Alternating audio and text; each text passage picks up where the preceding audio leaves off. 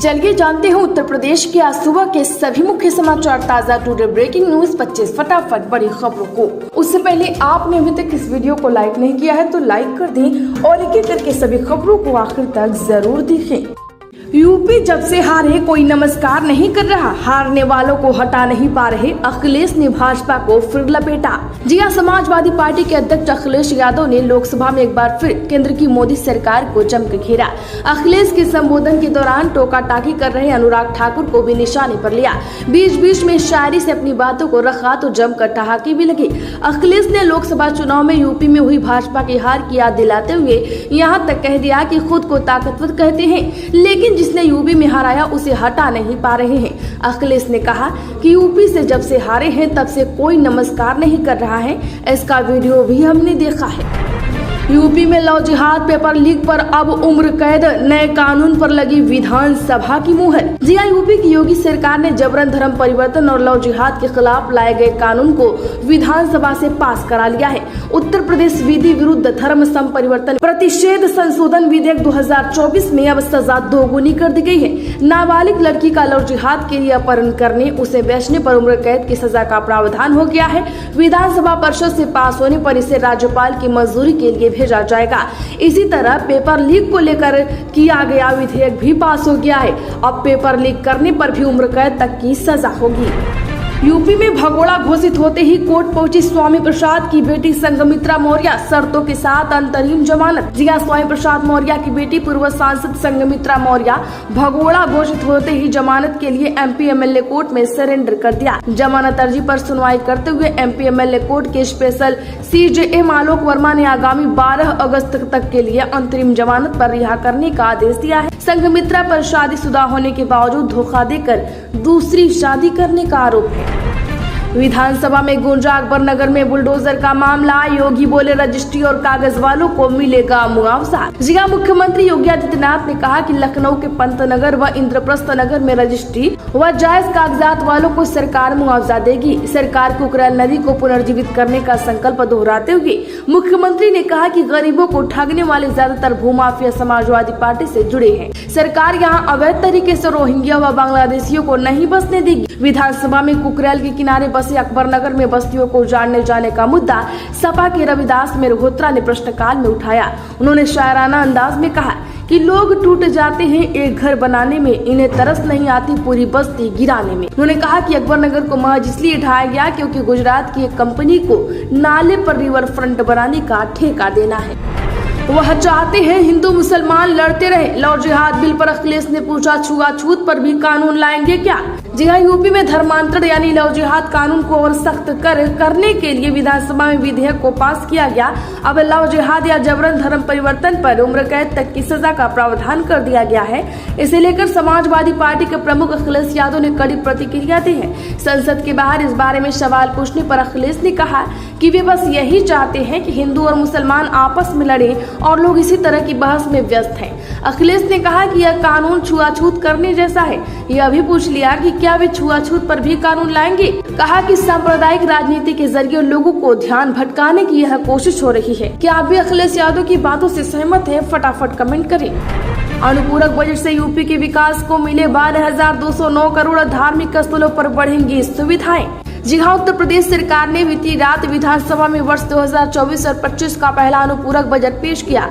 12,209.93 करोड़ रुपए के इस बजट में विकास कार्यों के लिए पूंजीगत मद से 7,981.99 करोड़ रुपए और अन्य खर्चों के लिए राजस्व मद में 4,227.94 करोड़ रुपए का प्रावधान किया। इस छोटे से अनुपूरक से विकास के क्षेत्र में सरकार की प्राथमिकताओं को आगे बढ़ाने का संकल्प नजर आ रहा है। गांव, किसान, उद्योग, ऊर्जा, परिवहन, पर्यटन जैसे क्षेत्र के विकास कार्यों पर यह बजट केंद्रित है। अब देखना है कि यह विकास कब होता है। यूपी हिंदी में आया प्रश्न, अंग्रेजी वाला शासनादेश पढ़ने लगे ओपी राजभर, विधानसभा में हो गई फजीयत। जी हां, यूपी विधानसभा में सुबह सपा प्रमुख और योगी सरकार में पंचायती राज एवं अल्पसंख्यक कल्याण विभाग मंत्री ओम प्रकाश राजभर सपा विधायक महबूब अली के सवाल का जवाब देते समय अपनी फजीयत करा बैठे। मदरसा शिक्षकों पर महबूब अली के सवाल का जवाब देते हुए ओपी राजभर अंग्रेजी में लिखा शासनादेश पढ़ने लगे। इस पर सपा महासचिव शिवपाल यादव समेत अन्य विधायक हंसने बरसने लगे। इस पर स्पीकर ने भी राजभर से जीओ न पढ़ने और प्रश्न पूछने वाले महबूब अली को देने का निर्देश दिया। यूपी के इन 5 जिलों में विकसित होंगे निवेश क्षेत्र, विधानसभा में विधेयक पेश। यूपी का औद्योगिक विकास व निर्यात का हब बनाने को 4 विशेष निवेश क्षेत्र बनेंगे। पश्चिमांचल में अलीगढ़, मध्य यूपी में उन्नाव, पूर्वांचल में प्रयागराज, चित्रकूट व बुंदेलखंड में झांसी, यह निवेश क्षेत्र विकसित होंगे। इसके लिए मुख्यमंत्री की अध्यक्षता में होगा निर्माण बोर्ड का गठन। विधानसभा में इससे संबंधित यूपी नोडल विनिधान रीजन विनिर्माण क्षेत्र विधेयक 2024 पेश कर दिया गया है। जाति कैसे पूछी आपने? राहुल गांधी पर अनुराग ठाकुर के हमले से अखिलेश यादव बरस पड़े। जी हां, लोकसभा में कांग्रेस सांसद राहुल गांधी पर भारतीय जनता पार्टी के एमपी अनुराग सिंह ठाकुर के परुष हमले पर समाजवादी पार्टी के अध्यक्ष अखिलेश यादव ने कड़े तेवर के साथ आपत्ति दर्ज कराई। अखिलेश ने सदन में अनुराग ठाकुर की तरफ से इशारा करते हुए कहा, आपने जाति कैसे पूछ ली? आप जाति कैसे पूछ सकती हो? जाति कैसे पूछोगे तुम? असल में राहुल गांधी की देश भर में जाति जनगणना कराने की मांग पर तंज कसते हुए अनुराग ठाकुर ने कहा था कि ओबीसी की बात और जनगणना की बात बहुत की जाती है। जिसकी जात पात का पता नहीं वो गणना की बात करता है। अनुराग ठाकुर के इस बयान पर सदन में हंगामा मच गया। इस पर कांग्रेस समेत विपक्षी सांसदों ने अनुराग ठाकुर से माफी मांगने को कहा। यूपी में केंद्रीय मंत्री अनुप्रिया पटेल के जेट पर यूपी में जानलेवा हमला, आशीष के बड़े भाई चित्रकूट से प्रयागराज रेफर। जिला योगी सरकार में कैबिनेट मंत्री आशीष पटेल के बड़े भाई और केंद्रीय मंत्री अनुप्रिया पटेल के जेट पर चित्रकूट में जानलेवा हमला किया गया। इन्हें गंभीर हालत में इस चित्रकूट से प्रयागराज रेफर किया गया है। मामला योगी और मोदी सरकार में मंत्रियों के परिवार से जुड़ा होने के कारण जिले की पुलिस फोर्स तैनात की गई है। पूर्वांचल में 25 किमी और जोड़े देंगे तो दिल्ली से भागलपुर एक्सप्रेस बन जाएगा, अखिलेश ने उठाई मांग। जिया लोकसभा में बजट पर चर्चा के दौरान समाजवादी पार्टी के अध्यक्ष और कन्नौज से सांसद अखिलेश यादव ने मांग की है कि बक्सर से भागलपुर तक बनने वाला एक्सप्रेसवे अगर पूर्वांचल एक्सप्रेसवे से जोड़ देंगे तो दिल्ली से भागलपुर तक एक्सप्रेसवे बन जाएगा। साथ ही उन्होंने बजट में यूपी को नया एक्सप्रेसवे नहीं मिलने का भी मुद्दा उठाया। दिल्ली घटना से यूपी ने लिया सबक, इंजीनियरों की टीम शहर शहर करेगी बेसमेंटों की जांच। जी हां, यूपी सरकार ने दिल्ली की एक कोचिंग के बेसमेंट में पानी भरने से हुए छात्रों के जल बसने के बाद उत्तर प्रदेश के सभी शहरों में बने और निर्माणाधीन बेसमेंट की जांच करने के निर्देश दिए हैं। विकास प्राधिकरण इसके लिए अभियंताओं की एक टीम बनाकर इसकी तुरंत जाँच शुरू करवाएगा। यूपी में भीषण गर्मी और बिजली कटौती ने किया बेहाल, 2 दर्जन से अधिक स्कूली बच्चे बेहोश होकर जमीन पर गिरे। जिया यूपी में भीषण गर्मी और बिजली कटौती के कारण स्कूलों में बच्चों की हालत खराब हो रही है। मुरादाबाद, रामपुर और संभल के सरकारी स्कूलों में 20 से ज्यादा बच्चे बेहोश होकर जमीन पर गिर गए। इसके अलावा एटा में भी 2 दर्जन बच्चे बेहोश हो गए हैं, जिनमें से 16 को एटा मेडिकल कॉलेज में भर्ती किया गया है। वहीं आपको बता दें कि कई की नाक से तो खून तक निकल आया। देश भर में 538 लोकसभा सीटों पर वोटिंग में अंतर, यूपी के सभी 80 सीटों पर सवाल, एडीआर रिपोर्ट का हुआ खुलासा। जिला लोकसभा चुनाव में 538 संसदीय सीटों पर डाले गए वोटों की संख्या और गिने गए वोटों की संख्या में विसंगतियां पाई गई हैं। भारतीय राजनीति और युवा प्रक्रिया पर नजर रखने वाले संगठन एसोसिएशन फॉर डेमोक्रेटिक रिफॉर्म्स के संस्थापक प्रोफेसर जगदीप छोकर ने प्रेस कॉलम में रिपोर्ट जारी करते हुए यह दावा किया। दावे के अनुसार लोकसभा की 362 सीटों पर डाले गए कुल मतों से 5,54,598 वोट कम गिने गए हैं। यानी कि अब तक राहुल गांधी की सरकार होती बीजेपी ने कई सारी धोखाधड़ी की है। वहीं आपको बता दें कि 176 सीटों पर डाले गए कुल वोटों से कुल 35,093 वोट अधिक गिने गए हैं। तो आप समझ सकते हैं कि सरकार बनाने के लिए कितना दांव पे चला गया है। यूपी में 5 बार मिस करने के बाद कैबिनेट मीटिंग में पहुंच गए केशव मौर्य, सीएम योगी के साथ ठहाके भी लगाए। जिला यूपी की सियासत में लोकसभा चुनाव के बाद से सबसे ज्यादा चर्चा बीजेपी के अंदर चल रही खटपट की हो रही थी, लेकिन विधानसभा के मानसून सत्र की शुरुआत के साथ इस पर विराम लगता नजर आ रहा है। सत्र के पहले दिन जहां मीडिया ब्रीफिंग के दौरान CM Yogi Adityanath, deputy CM Keshav Prasad Maurya और डिप्टी सीएम ब्रजेश पाठक एक साथ नजर आए और साथ में ठहाके भी लगा रहे थे।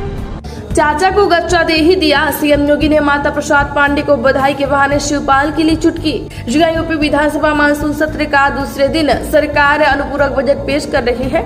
इसके पहले विधानसभा में सत्ता पक्ष और विपक्ष के बीच सवाल जवाब का सिलसिला चल रहा है। इस बीच सदन में नेता प्रतिपक्ष माता प्रसाद पांडे के पहले सवाल पर जवाब देने के दौरान सीएम योगी आदित्यनाथ समाजवादी पार्टी के वरिष्ठ नेता शिवपाल सिंह यादव की चुटकी लेते भी नजर आए। महिला सुरक्षा पर सपा विधायक रागिनी सोनकर के सवाल पर सीएम योगी के जवाब के बाद विधानसभा अध्यक्ष की अनुमति लेकर एक सवाल पूछा था। यूपी में फिर 40 डिग्री पहुंचा पारा। आज से मौसम बदलने के आसार, इन इलाकों में बारिश की उम्मीद। जी हां, आपको बता दें कि यूपी में उमस भरी गर्मी का दौर जारी है। अधिकतम के साथ न्यूनतम तापमान में भी बढ़त दर्ज की गई है। अब मौसम वैज्ञानिकों ने भविष्यवाणी की है और कुछ राहत देने वाली भी बताई। प्रदेश में पिछले 2 सप्ताह से जारी उमस भरी से गर्मी अब अगले कुछ दिन राहत मिलने के आसार है। मौसम वैज्ञानिकों ने कहा है यूपी में मानसून फिर से सक्रिय हो रहा है। वहीं तराई समेत पूर्वी और दक्षिण यूपी के कुछ इलाकों में हल्की बारिश से लोगों को थोड़ी राहत मिली। अब आपको बता दें कि अगले कुछ दिन पूर्वी और पश्चिमी उत्तर प्रदेश के ज्यादातर हिस्सों में हल्के से मध्यम बारिश होगी। ट्रांसमिशन लाइव की चपेट में आई 35 फीट ऊंची कांवड़, दिल्ली के साथ कांवड़िए जले। जी हां, दिल्ली देहरादून हाईवे पर मेरठ में सुभारती फ्लाईओवर के पास ही 35 फीट ऊंची कांवड़ 220 kVA ट्रांसमिशन लाइन की चपेट में आ गई। बता दें कि इसमें दिल्ली के साथ कांवड़िए चल बसे और मौके पर चीख पुकार मच गई। कांवड़ में करंट उतरने से आग लग गई और जो लोग इसमें रायबरेली के इस गांव में लोगों ने मकान बेचने के लगाए पोस्टर, वजह जानकर आप भी रह जाएंगे हैरान। जी हां, नगर पालिका की अवहेलना से तंग आकर रायबरेली जिले के महानंदपुर के लोग अपने मकानों को बेचने के लिए पोस्टर लगा दिए हैं। वार्ड 11 में महानंदपुर मोहल्ला आता है। मोहल्ले में साफ सफाई के साथ सीवर की व्यवस्था नहीं होने के चलते नालियों का गंदा पानी सड़क पर ही भरा रहता है। बारिश में स्थिति और भी ज्यादा खराब हो गई है। उत्तर प्रदेश में सीएम योगी की पहली बार मुस्लिम पर्सनल लॉ बोर्ड के प्रतिनिधि मंडल के साथ मुलाकात, जानिए क्या हुई बात। जी हां, मुख्यमंत्री योगी आदित्यनाथ ने all India Muslim personal law board के एक प्रतिनिधि मंडल से देर रात मुलाकात की। मुस्लिम पर्सनल लॉ बोर्ड का प्रतिनिधि मंडल पहली बार मुख्यमंत्री से मिलने पहुंचा। प्रतिनिधि मंडल ने 8,449 मदरसों के बच्चों को बेसिक शिक्षा परिषद के स्कूलों में दाखिल कराने का विरोध किया। मुख्यमंत्री को दिए ज्ञापन में कहा कि भले ही मदरसे बोर्ड से संबद्ध नहीं है, लेकिन किसी ट्रस्ट या सोसाइटी से स्थापित है। योगी सरकार ने अनुपूरक बजट से बड़े लक्ष्यों को साधा। कुंभ में दौड़ेंगी 1000 नई डीजल बसें, जानिए किस योजना को कितना मिला। जी हां, प्रदेश सरकार द्वारा मंगलवार को पेश किए गए छोटे से अनुपूरक बजट से बड़े लक्ष्यों को साधा गया है। धनराशि का आवंटन इस तरह किया गया जिससे अधिक से अधिक लोगों तक बजट का लाभ पहुंच सके। प्रयागराज कुंभ 2025 को दिव्य और भव्य बनाने के लिए इस अनुपूरक बजट में बहुत कुछ दिए गए हैं। आपको बता दें कि आस्था वाहनों की जो जगह है उनके लिए 1000 अत्याधुनिक डीजल बसें 20 खरीदी जाएंगी। इसके लिए 1000 करोड़ रुपए अनुपूरक बजट में आवंटित किया गया है। इसी के साथ अमृत योजना की अमृत वर्षा में भी प्रयागराज में 600 करोड़ रुपए दिए जाने का प्राविधान किया गया है। इसी के साथ वाराणसी के लिए भी बजट में बहुत कुछ है। आपको बता दें कि 78.60 करोड़ रुपए बनारस के लिए आवंटित किए गए हैं। वहीं पुरातात्विक महत्व के स्मारकों व स्थलों के विकास के लिए भी 11 करोड़ रुपए आवंटित किए गए हैं। वहीं गंगा एक्सप्रेसवे का काम तेजी से आगे बढ़ेगा। सबसे बड़ी धनराशि दी गई है इसको। सबसे बड़ी धनराशि में आपको बता दें कि इसको क्या मिला है। इसको मिला है 5,664 करोड़ रुपए दिया गया है। वहीं यूपी में बिजली व्यवस्था बेहतर करने के लिए भी बड़ी धनराशि दी गई है। लगभग 500 करोड़ रुपए का प्राविधान है। युवाओं को रोजगार के लिए प्रशिक्षित करने पर अधिक फोकस रहेगा और इसके लिए 1,98,00,000 रुपए दिए गए हैं। यूपी में पुरानी पेंशन लागू होगी या नहीं, योगी सरकार ने विधानसभा में दिया जवाब। जी हां, योगी आदित्यनाथ सरकार ने यूपी विधानसभा के मानसून सत्र के पहले ही दिन पुरानी पेंशन योजना को लेकर स्थिति स्पष्ट कर दी। साफ कर दिया है कि सरकारी कर्मचारियों को पुरानी पेंशन की सुविधा नहीं दी जाएगी। प्रश्नकाल में सपा के मान सिंह यादव द्वारा पुरानी पेंशन की बहाली के बारे में पूछे गए सवाल के जवाब में सरकार की ओर से संसदीय कार्य एवं औद्योगिक विकास राज्य मंत्री जसवंत सिंह सैनी ने कहा, फिलहाल पुरानी पेंशन योजना लागू करने का कोई इरादा नहीं है। राहुल गांधी पर अनुराग ठाकुर की जाति वाली टिप्पणी से भड़की बहन प्रियंका पीएम मोदी को भी घेरा। जी हां, कांग्रेस नेताओं ने भाजपा सांसद अनुराग ठाकुर की ओर से लोकसभा की नई टिप्पणी को लेकर हमला बोला। मुख्यमंत्री विपक्षी दल की ओर से आरोप लगाया गया कि पूर्व केंद्रीय मंत्री ने देश की 80% जनता का अपमान किया है। पार्टी महासचिव प्रियंका गांधी वाड्रा ने भी यही कहा। प्रधानमंत्री नरेंद्र मोदी को यह स्पष्ट करना चाहिए कि क्या यह सब उनसे कहने पर हुआ है। मालूम हो कि लोकसभा में बजट पर चर्चा के दौरान अनुराग ठाकुर ने राहुल गांधी पर निशाना साधते हुए अभद्र टिप्पणी की। राम मंदिर का निर्माण कार्य पड़ा धीमा, सैकड़ों मजदूरों ने छोड़ा काम, क्यों नहीं आ रहे वापस। जी हां, बता दें कि अयोध्या के राम मंदिर स्थल पर मजदूरों की कमी के कारण निर्माण कार्य धीमा हो गया है। राम मंदिर निर्माण समिति के अध्यक्ष निपेंद्र मिश्रा ने यह जानकारी दी। राम मंदिर का निर्माण कर रही लॉर्सन एंड टर्बो कंपनी को उन्होंने कुछ जरूरी निर्देश भी दिए हैं। मिश्रा ने कहा है कि वह दिसंबर 2024 तक की समय सीमा में मंदिर निर्माण कार्य पूरा करने के लिए तुरंत मजदूर बढ़ाए। मुरादाबाद में रीमॉडलिंग यूपी बिहार से गुजरने वाली काशी अवध समेत 18 जोड़ी ट्रेनें आज से रद्द। जिया मुरादाबाद की रोजा में रीमॉडलिंग का काम 7 जुलाई से चल रहा है। प्री एनआई के बाद नॉन इंटरलॉकिंग का काम शुरू हो गया है। इसके चलते यूपी बिहार से गुजरने वाली 18 जोड़ी ट्रेनें 6 अगस्त तक रद्द रहेंगी। तो खबरों में बस इतना ही। वीडियो को लाइक करें, ज्यादा से ज्यादा लोगों में शेयर करके हमें सपोर्ट जरूर करें।